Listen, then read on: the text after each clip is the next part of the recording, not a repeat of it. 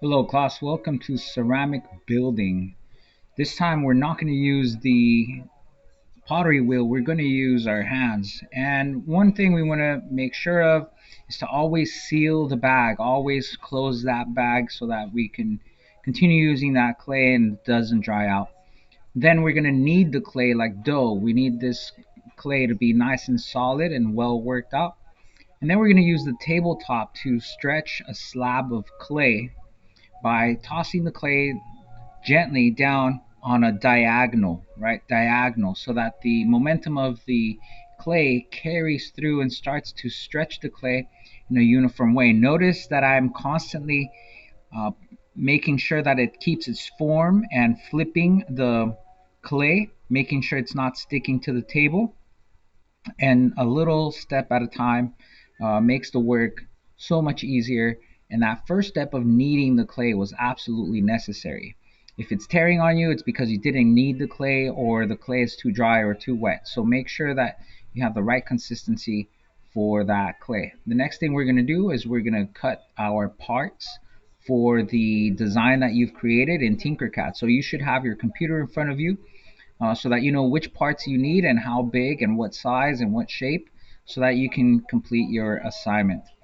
After we cut little parts, little trimmings, those will be recycled, kneaded back again, and creating more slabs for your work. Right? Create all the slabs first and make sure they're all the same thickness so that you can apply the proper pressure to them and they will weld together and fuse together perfectly.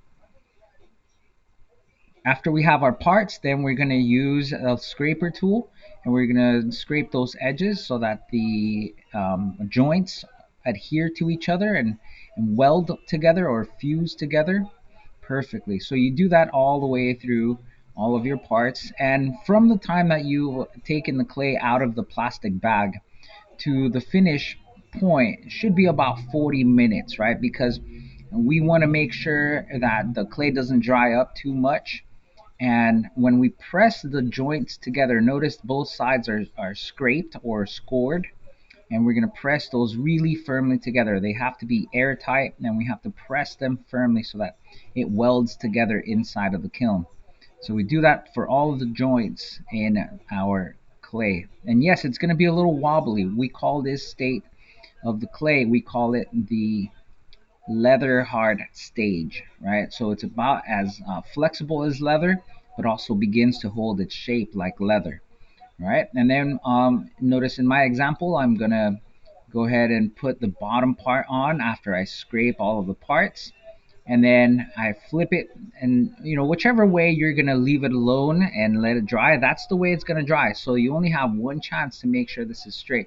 In this case, I'm using a wooden dowel to smack it into shape, and this is actually normal clay practice. So we're using a wooden tool here to make sure it's nice and straight, and that when it begins to dry, it dries the way we want it.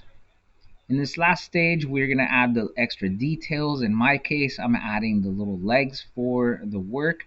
And notice that I'm adding a little scraping to every joint area on both sides of the clay. Now, when you're joining two pieces of clay, both of them have to be the same consistency, the same kind of flexibility. If one is dry and the other part is wet, then it will not work. It won't fuse together as nicely as you want it to. And all of the thicknesses of your walls and joints have to be the same thickness. If one is too thick and the other one's too thin, it will definitely not work out for you. So make sure that your thicknesses are all the same throughout the work.